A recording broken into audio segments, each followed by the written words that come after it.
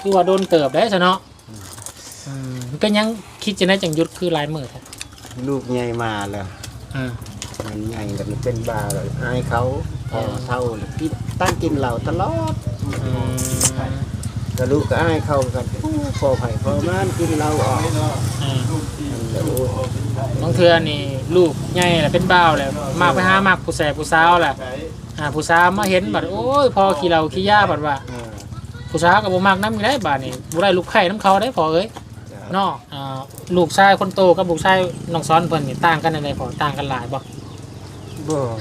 เดี๋ยวความดูความมันยังต่างกันอยู่บ่ลูกชายเพิ่นก็ดูกันบ่ไม่ได้ดูผู้เบาคำน่ะบ่ดุเนาะผู้นี้ดุกว่านี่แหละช่วยพ่อช่วยแม่มันตะกี้ก่อนแม่มันตายง่ายอายุ3 ขวบแม่มันตายเลยแม่เราเสียไปนี่อายุเบาซ้อนนี่3 ขวบมันห้องให้พ่อใช้แม่ไปใช้พ่อก็ย่อยลงน้ำตาเห็ดไหนได้กินข้าวแล้วกินข้าวยังกินข้าวกับไข่กินละกับไข่เมื่อกี้บ่โดยทางประตูพอยังไม่ได้กินบ่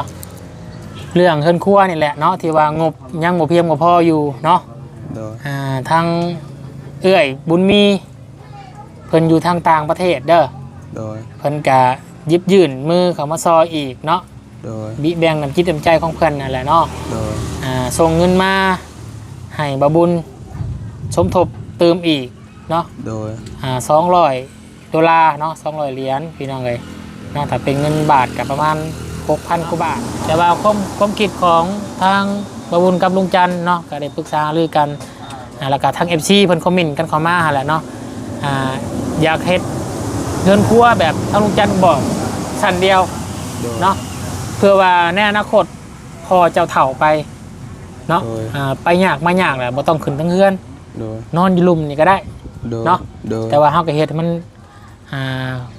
ยับกว้างออกไปอีก 6,000 บาทเด้อพี่น้องเด้อเนาะ26,000 กว่าบาทนี่แหละเนาะแต่ก็ยังบ่เพียงพออยู่เนาะเฮาตั้งงบไว้ประมาณ 30,000 ถ้าครบ 30,000 แล้วทางเฮาก็สิได้หาสร้างแล้วก็ว่าซื้ออุปกรณ์เนาะเอาเงินไว้ก่อนนะเงินของเอ๋ยบุญมีหาไว้ก่อนเด้อโดยนมือเอาก่อนขอบใจเด้อเอ๋ยบุญมีที่มาฝากเงินให้กับเบาซ้อนขอให้อยู่ดีมีแห้งความเจ็บอย่าใครความไออย่ามีขอให้สิ่งศักดิ์สิทธิ์ครับคุ้มครองขอให้เทวดาเบิ่งแยงขอบใจหลายๆเด้อเอ๋ยบุญมีเพิ่นก็เป็นคนลาวแต่เพิ่นอยู่ต่างประเทศเด้อหมวกเห็นเจ้าใส่หมวกพี่แต่หมวกไปเฮ็ดเวียกบ่โดยหมวกไปใส่เท่ๆเนี่ยบ่มีเนาะโดยมักใส่อยู่บ่มักอยู่ลองเบิ่งซอยสมทบเฮือนครัวเจ้านี่เนาะมีที่ซอยทบเฮือนครัวที่มาซอยสร้างเฮือนครัวให้คอยขอบใจหลายๆเด้อเอ้ยบุญมีขอให้อยู่ดีมีแห่งเด้อขอให้มีถึงศักดิ์ศรีคุ้มครองขอให้เดินทางปลอดภัยไปอยู่ไสก็มีแต่คนเบิกแย่งขอบใจหลายๆเด้อ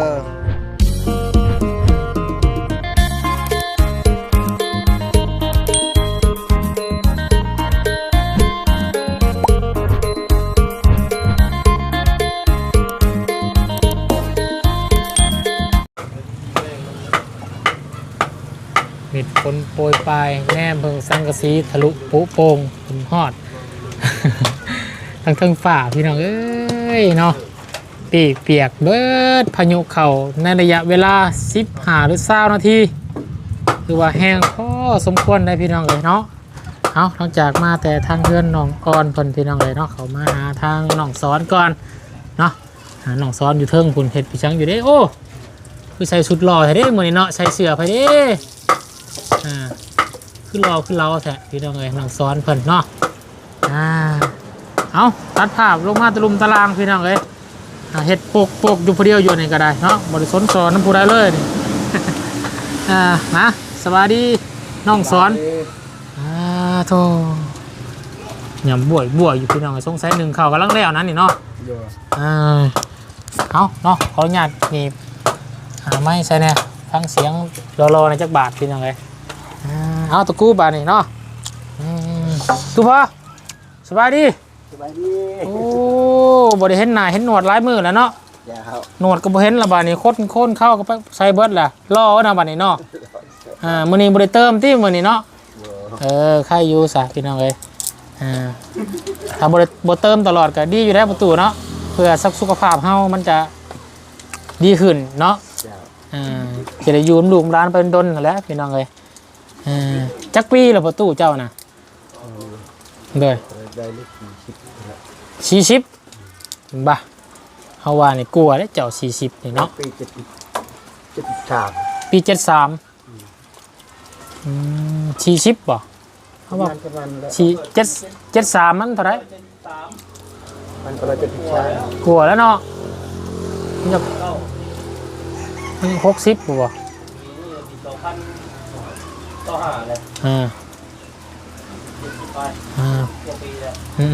ประตูจะเอาฟืนไปเห็นยังเนี่ยดังไฟดังไฟ1 เข่าลูกชาย1ล่ะเอาเห็ดกินมาบัดเนี่ยได้ยังกินแรงตู้ ทอดไก่เลย มาถอดไข่คือเก่า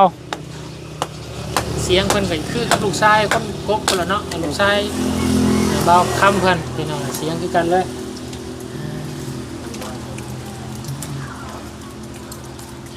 เป็นจังไดเนาะนี่ทางทีมงานเพิ่นมาเฮ็ดความ แปะหมดแหละ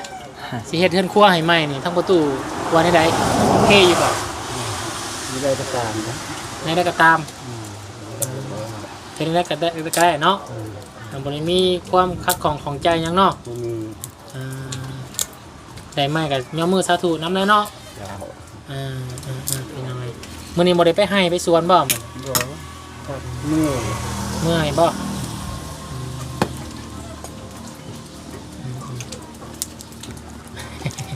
ประตูเขาถามเจ้าอย่าหายเขาเด้อ อย่า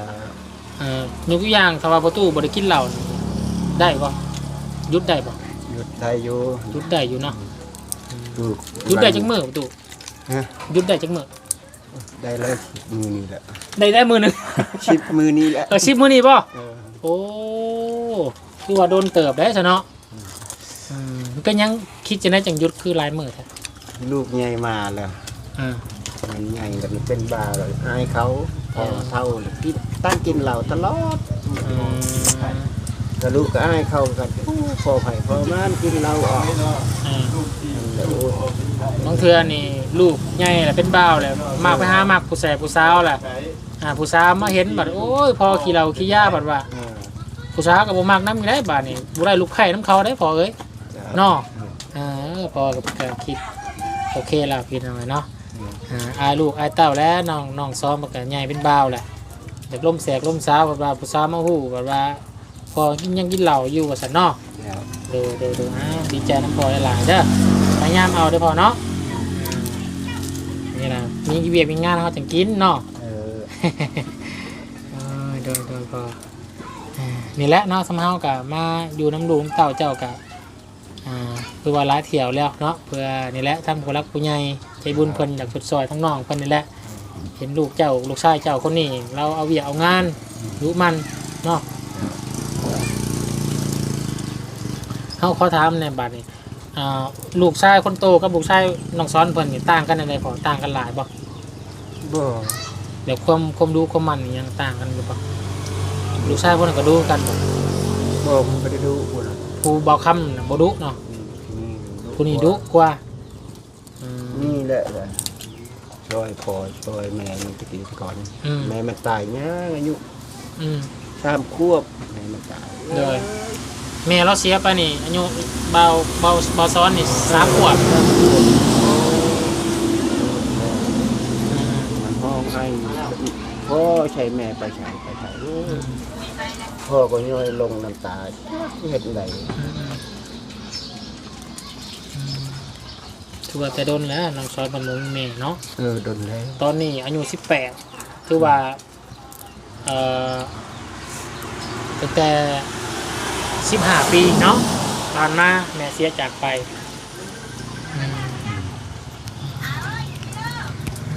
น้องพี่ชายน้องซ้อนมานั่งกินน้ำกันเดี๋ยวบุญสิเราเรื่องให้ฟังเนาะ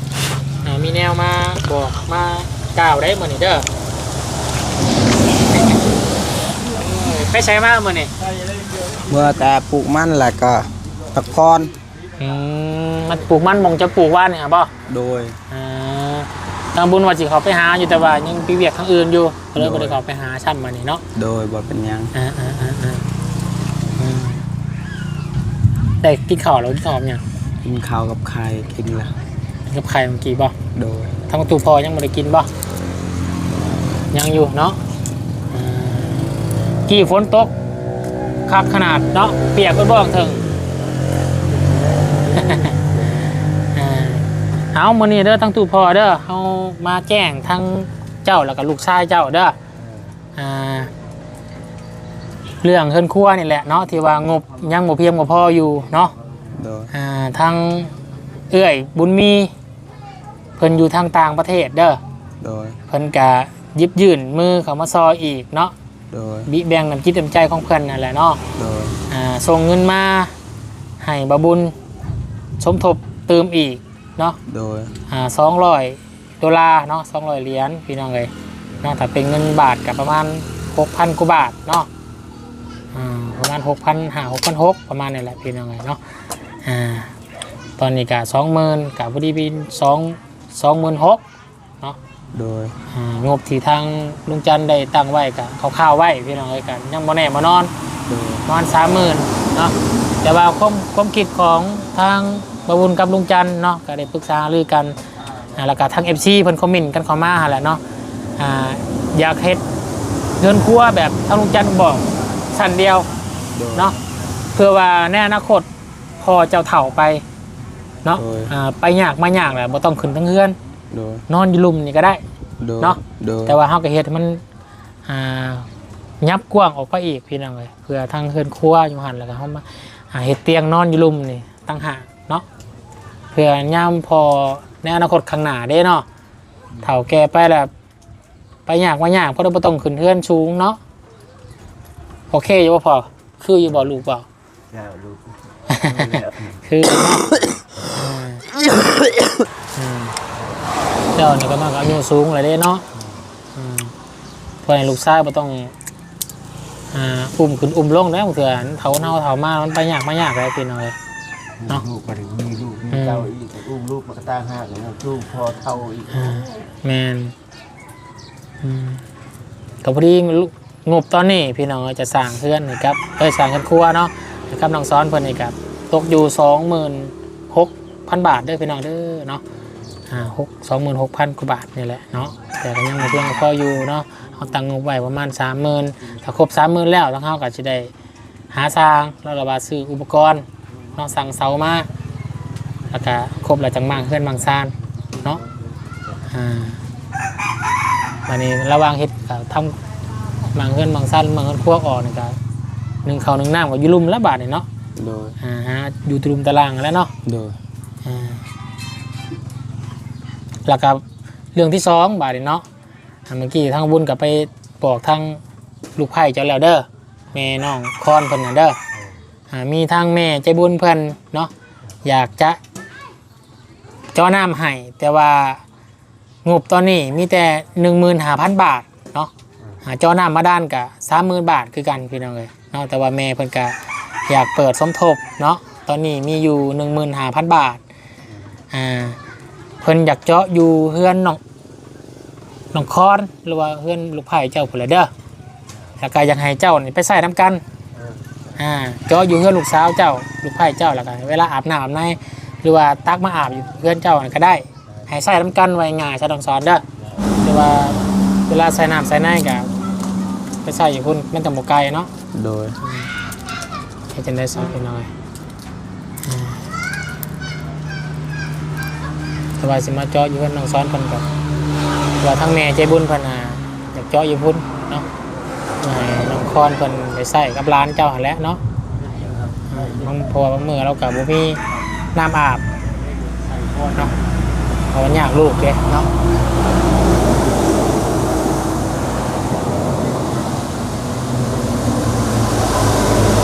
น้องคอนก็ ใกล้เติบอยู่พี่น้องระยะเพื่อนแล้วกันแต่ว่าเสียตรงหน้าของในมาในกันจังว่ากันมีแต่เอาเงินครัวก่อนเนาะตัวเรื่องของน้ำนี่ก็เพื่อสิอันนี้พี่น้องเนาะโมแมนงบไปหน่อยหลายเติบอยู่เด้ อันนี้เขาก็ไว้ซื้อเนาะในอนาคตเนาะบางทีเจ้าสอกมาหาได้เนาะมีห้องน้ำกันแต่ว่ากันเนี่ยคนชอยทางด้านคนครัวก่อนเนาะแต่สบายกะเอาสมันก่อนเอาหนังเนาะโดย ใช่ไหมจ๊ะเป็นหนังเนาะ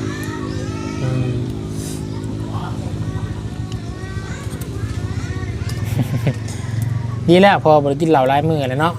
พอผู้สาวไม่คือให้มาหมดเพราะว่าเวียกร้ายช่วงนั้นนะพอเนาะตอนเรากินเหล่ากินเบียร์กับช่วงมือเวียกเนาะผมเวียกมีงานแหละไปกินน้ำโมสังสรรค์น้ำโมเนาะ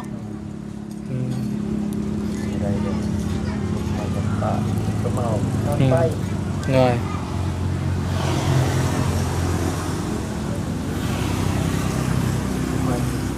อันนี้คือไม่คือฟื้นออกเจ้าบ้าออกนะโดย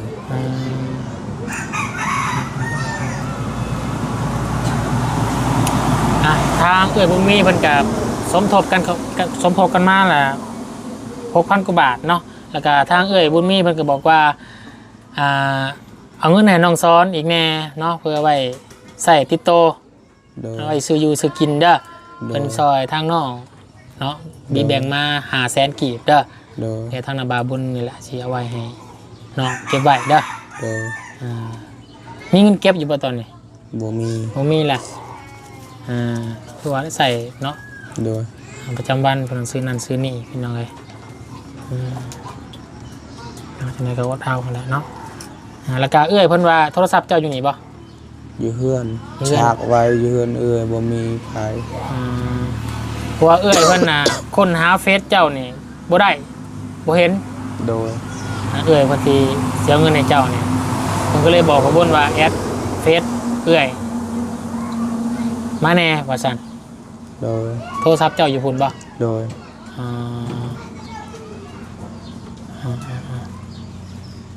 สากไว้แต่โดนแล้วบ่โดนแล้วไปเอาหาไม้อ้ายบ้างอ่ะเนาะเดี๋ยวอาจจะแอดเฟซเอื้อยเพิ่นให้เด้อโดยเพิ่นอยากอบรมกับน้องซ้อนเพิ่นนี่แหละพี่น้องเนาะเห็นคลิปน้องซ้อนกับไอ้ต้นเนาะอยากซอยทางน้องเพิ่นนี่แหละพี่น้องเนาะเพิ่นก็เป็นคนดูคนมันโอ้ยพี่น้องเลยจังได๋ก็พ่อแม่พี่น้องนะครับไปชมเนาะคอมเมนต์มาบอกกันเด้อมีความคิดเห็นหรือว่าจังไดแน่เนาะต่อคลิปของน้องซ้อนเพิ่นหรือว่าทางครอบครัวน้องซ้อนเพิ่นนี่แหละ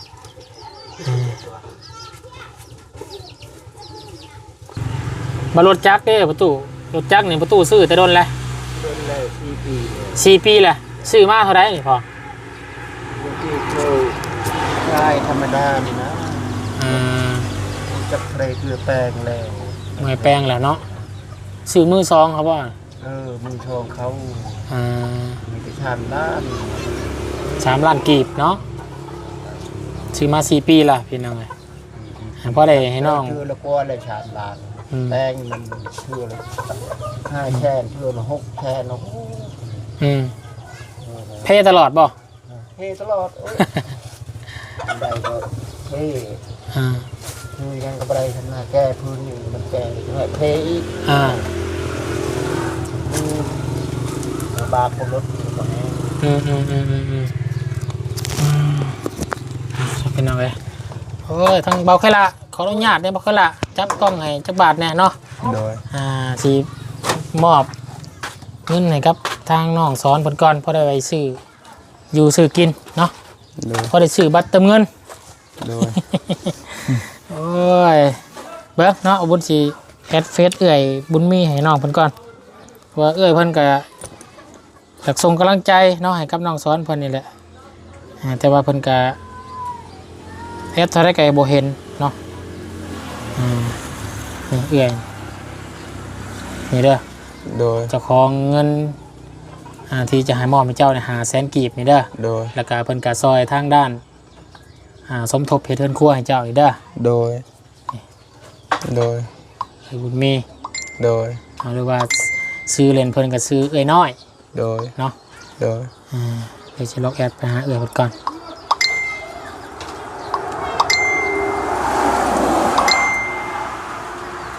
เจ้าคนหรือว่าเจ้าสิขอเขาเป็นเพื่อนนี่ส่งแอดไปหาเขาหน่อยแอดเป็นบ่ โดย แอดเป็นอยู่เนาะ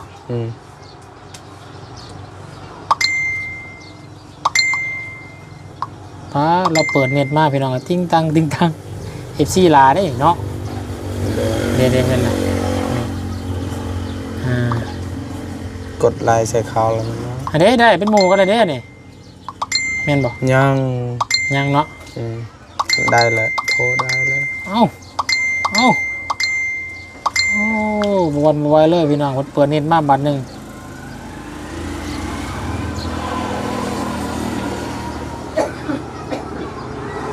โปรมาให้เพิ่นเนาะโอเคแล้วเพิ่นสิฮับเองดอกเนาะเพิ่นยังทำให้เวียกเฮ็ดงานอยู่ช่วงนี้ก็ได้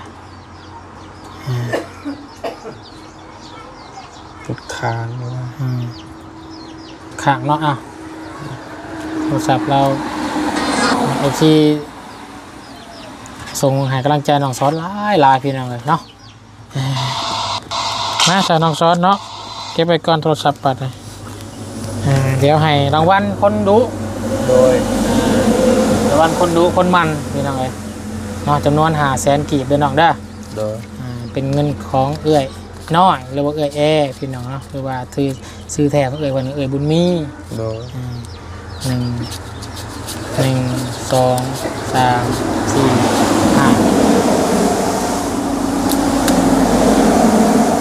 5แสน1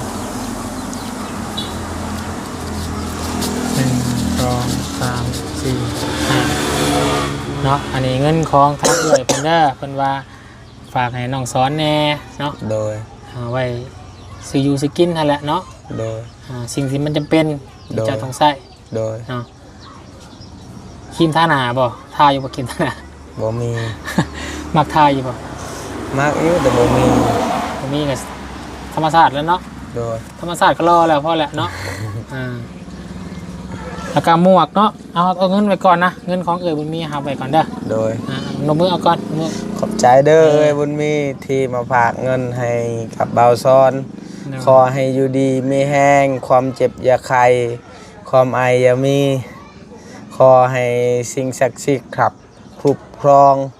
ขอให้เทวดาเบิ่งแยงขอบใจหลายๆเด้อเอ๋ยบุญมีเพิ่นก็เป็นคนลาวแต่เพิ่นอยู่ต่างประเทศจ้ะโดยแล้วก็อันนี้มาบุญสื่อนี่มาให้นี่หมวกเห็นเจ้าใส่หมวกพี่เต้หมวกไปเฮ็ดเวียกบ่โดยหมวกไปใส่เท่ๆเนี่ยบ่มีเนาะโดยมักใส่อยู่บ่มักอยู่ลองเบิ่งฮะโอ้ธรรมดาได้นี่พี่น้องเนาะมันคือหนีพุกแท้เราคอยถามระวังคำนี่นะว่าเราจะตัดผมแล้วบัดจะตัดป่ะโดยเมื่อนั้นทุกทางจังทางว่ามันยังไม่จะตัดมันตัดทรงได้ตัดเลยคือทรงเบาเพิ่งหรือเบาทรงได้ทรงเบาจันป่ะฮะยัดเมนแล้วครับทรงเบาจันป่ะเพราะหัวเจ้านี่ทรงรูปทรงหัวเจ้าเนี่ยตัดคือทรงเบาจันเนี่ยเท่กันลองทรงต่ำเนาะแบบเข้มๆเด้เนาะคนดำๆเด้มันนะเท่เยอะนะเดี๋ยวจะให้ทั้งลุงจันเพิ่นเนาะจัดการให้พี่น้องไงเพิ่นถนัดอยู่เราตัดผมงามเลยโดย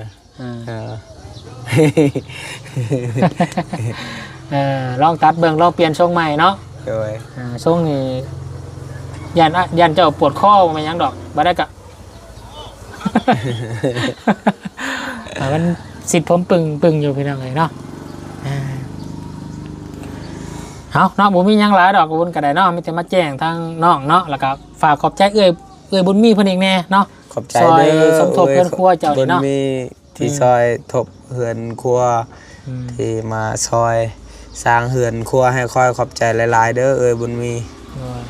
ขอให้อยู่ดีมีแหงเด้อขอให้มีถึงศักดิ์ศรีคุ้มครองขอให้เดินทางปลอดภัยไป ไปอยู่ไสก็มีแต่คนเบิกแยงขอบใจหลายๆเด้อ โอ้ยเนาะแล้วก็ FC หลายท่านฝากมาบอกเจ้าเนาะขอให้น้องสอนเป็นคนดีดูมันขยันเพียรแบบนี้ตลอดไปเป็นได้บ่ ได้ ได้อยู่เนาะ เด้อ บ่ทะเลทลายบ่ออกนู่นออกนอกลู่นอกทาง เด้อ เนาะบ่กินเหล้าสุรา โดย บ่ยุ่งเกี่ยวกับยาเสพติดเนาะ โดย เฮ็ดได้อยู่เนาะ โดย สัญญาได้ โดย ถ้าว่าน้องเฮ็ดอันนั้นบ่กล้าพานหน้าเฮือนเด้อบาด ถ้าว่าพานี่บ่ได้ก็สิโค้งพุ่นแหล้วโค้งเมืองนอกแล้วมันออกไซเด็ดเวียดพุ่นแล้วบัด ย่านเด้พี่น้องไงเนาะเอาจะได้ก็ดีใจนะน้องเด้อ โด นะ ย จับมือคักพี่น้องเอ้ย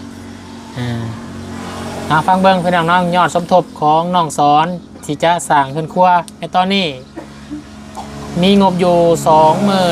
26,500 บาทเนาะแต่ก็ยังบ่เพียงบ่พออยู่พี่น้องก็ยังอีกประมาณ4หรือ 5,000 เนาะถ้าว่างบครบประมาณสำนั้นแล้วก็ปรึกษากับลุงจันทร์หาสร้างแล้วบาทพี่น้องนั่นแล้วก็บางเงินบางซานขอเฮ็ดไปเนาะ โดย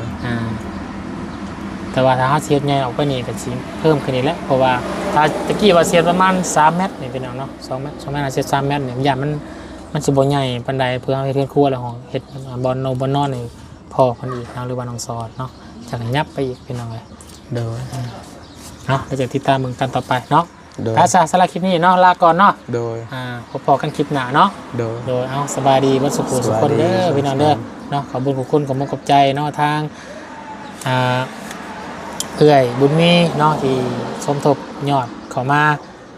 6,000 กว่าบาทตอนนี้อยู่ 26,000 แล้วพี่น้องเนาะแล้วก็ขอบคุณทางเอื้อยที่มอบเงินให้กับน้องสอนเนาะหรือว่าเป็นกำลังใจให้กับน้องสอนวัยรุ่นสร้างฝันไว้ง่ายซะพี่น้องเนาะที่ดูมันขยันเพียรสู่เวียกสู่งานสู่ทนลูกกตัญญูซอยเหลือพอเนาะเลี้ยงพอมาตอนนี้เนาะตะกี้พอเลี้ยงมากแต่อายุ3 ปีแม่โมมีเนาะ โดย เดี๋ยวนี้เจ้าอายุ18 ปีเลี้ยงพอแล้วบัดนี้เด้อ โดย เอาอยู่ดีไม่แห้งเลยเด้อให้บุญคำนำสู้คนบุญคนกุศลที่เอื้อยซอยเหลือคนเนาะขอให้คนบุญกลับคืนหาทั้งเอื้อยบุญมีให้อยู่ดีไม่แห้งให้สุขกายสบายใจเด้อเด้อปรารถนาสิ่งใดขอให้เอื้อยได้สิ่งนั้นเนาะให้อยู่ดีไม่แห้งเฮ็ดเวียกการงานใดๆเนาะขอให้เจริญรุ่งเรืองในหน้าที่การงานเนาะแล้วก็ FC บ่สุขสุขคนปาลุงเอาอาเนาะพ่อแม่พี่น้องทุกคนที่เข้ามาผสมแล้วก็กดไลค์กดแชร์เป็นกำลังใจกับน้องสอนแล้วก็ทีมงานเฮาบ่สุขสุขคนเนาะขอให้อยู่ดีไม่แห้งกดไลค์กดแชร์ก็เอาได้บุญได้กุศลด้วยกันเด้อพี่น้องเด้อสอนเรื่องกุศลกุยากเนาะเอาสำหรับคลิปนี้ขอลาก่อนสบายดีพี่น้องบ่สุขสุขคนเด้อบ๊ายบายพี่น้องเลยเนาะก่อยเนาะ โดย อึ๊บ